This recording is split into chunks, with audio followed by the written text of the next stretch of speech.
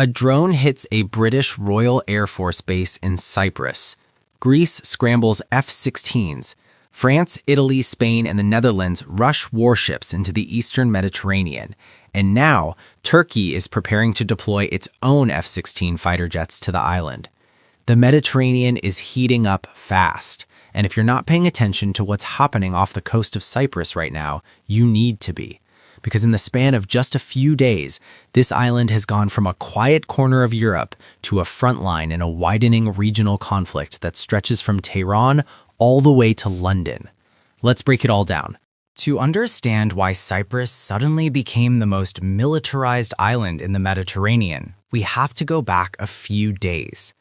Overnight, between Sunday and Monday, a drone, believed to be of Iranian origin, struck the runway of RAF Akrotiri. That's the British Royal Air Force base located on the southern tip of Cyprus, in the part of the island that remains a British overseas territory. Now, this wasn't a symbolic warning shot. This was a direct strike on NATO-affiliated military infrastructure on European soil, and it immediately sent shockwaves through Western capitals. Why was Iran targeting Cyprus? Because RAF Akrotiri has been used as a staging ground for British defensive operations in the Middle East, particularly in the context of the escalating conflict between the United States, Israel, and Iran, which exploded onto the scene on February 28th. Since that date, Iran has launched a series of missile and drone attacks against Israel, Gulf countries hosting American troops, and now, apparently, British forces in Cyprus. Tehran says it's retaliation for a U.S.-Israeli military campaign that has killed hundreds of Iranians, including Supreme Leader Ali Khamenei himself and several top military commanders. This is not a small conflict anymore, and Cyprus just got pulled into the center of it. The response from European nations was fast and it was coordinated. The UK announced it would deploy HMS Dragon, a Type 45 air defense destroyer, to the region. British Prime Minister Keir Starmer framed it as support for Britain's defensive operations, though as of Wednesday, the warship hadn't yet left British waters, with officials saying it would depart the following week. Greece moved quickly. Athens deployed 2 frigates and 4 F-16 fighter jets to Cyprus almost immediately. The Greek government wasn't going to wait around given that the island sits right in its strategic backyard. France announced it would send anti-missile and anti-drone defense systems, a direct response to the drone strike that already hit the British base. Italy's defense minister, Guido Crosetto, stood before Parliament on Thursday and confirmed Italy would deploy naval assets alongside Spain, France, and the Netherlands to help protect Cyprus, which is, importantly, a European Union member state. And Spain? They're sending their most advanced frigate. Let that sink in for a second. Within days of a drone strike on a British airbase, you had the UK, Greece, France, Italy, Spain, and the Netherlands all scrambling military assets toward a single island in the eastern Mediterranean. Cyprus's government spokesman, Konstantinos Letimbiotis, confirmed that the island had secured support from key EU partners. That's diplomatic language for, yes, we're terrified, and yes, help is coming. The message being sent by the West is clear. Cyprus is under a protective umbrella. Any further strikes will be met with serious air and missile defense. Now, here's a development that didn't get nearly as much attention as it deserved. On Wednesday, Turkish officials confirmed that a ballistic missile launched from Iran was intercepted and destroyed by NATO air and missile defense systems while it was heading toward Turkish airspace via Iraq and Syria. Turkey's defense ministry stated plainly that the missile had been, quote, engaged and neutralized by NATO air and missile defense assets deployed in the eastern Mediterranean. What was the intended target? Turkish officials said they didn't know or weren't saying. But here's why this matters enormously. Turkey is a NATO member. Iran just sent a ballistic missile through Iraqi and Syrian airspace that was heading toward Turkish territory. NATO shot it down, and for the moment, everyone is keeping their voices low about it. This is exactly the kind of incident that, in a different political climate, could trigger Article 5, NATO's collective defense clause. For now, it's been handled quietly, but it tells you everything about how dangerous and unpredictable this situation has become. And now we get to the headline that should be making international news on every channel. Turkey's defense ministry announced Saturday that it is actively considering deploying F-16 fighter jets to Cyprus, specifically to Northern Cyprus, which Turkey refers to as the Turkish Republic of Northern Cyprus, or TRNC.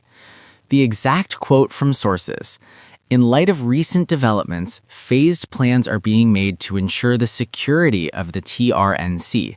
The deployment of F-16 aircraft to the island is one of the issues being evaluated." Now, for context, let's be very clear about the political geography here. The island of Cyprus has been divided since 1974, when Turkish military forces intervened following a Greek Cypriot coup backed by the Greek military junta. The northern third of the island has been under Turkish administration ever since. Turkey is the only country in the world that formally recognizes the TRNC as an independent state. The Republic of Cyprus, the internationally recognized government that controls the southern part of the island, is an EU member state. Greece and the EU do not recognize the north. So what does it mean when Turkey says it's thinking about deploying F-16s to the north?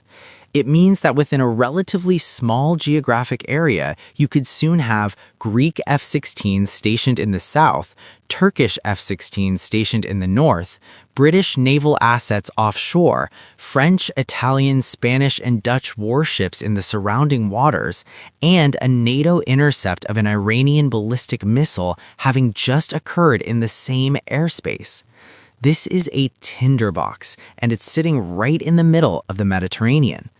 Turkey frames its potential deployment as a defensive measure, ensuring the security of Turkish Cypriots in the face of regional instability. But critics will argue that introducing Turkish F-16s onto the island ratchets up tensions dramatically, particularly at a moment when the island's airspace is already crowded with military hardware from multiple nations. Let's zoom out for a second, because what's happening in Cyprus doesn't exist in a vacuum. Since February 28th, Iran has been on the offensive.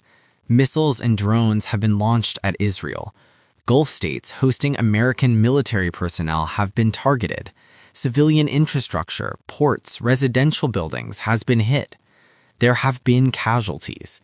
Tehran's justification? A U.S.-Israeli military campaign that has reportedly killed hundreds of Iranians, culminating in the deaths of Supreme Leader Ali Khamenei and senior military officials.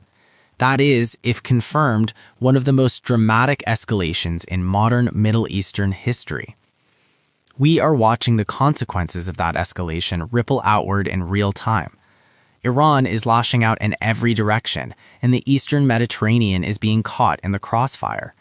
Cyprus, Greece, Turkey, the British military presence in the region, all of it is now part of the same volatile equation. The question everyone is asking behind closed doors in NATO capitals right now is, where does this end? Is Iran's offensive a strategic campaign with defined objectives, or is it a desperate, reactive flailing after losing its supreme leadership? And crucially, how does Israel and the United States respond next?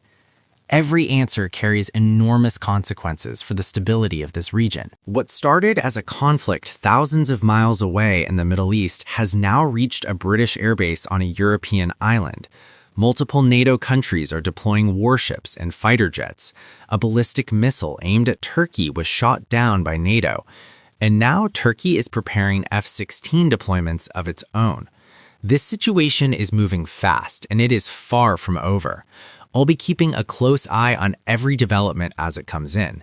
If you want to stay ahead of this story, hit subscribe and turn on notifications so you don't miss the next update. And drop a comment below. Do you think Turkey deploying F-16s to Northern Cyprus escalates this crisis, or is it a legitimate defensive response? I want to hear your take.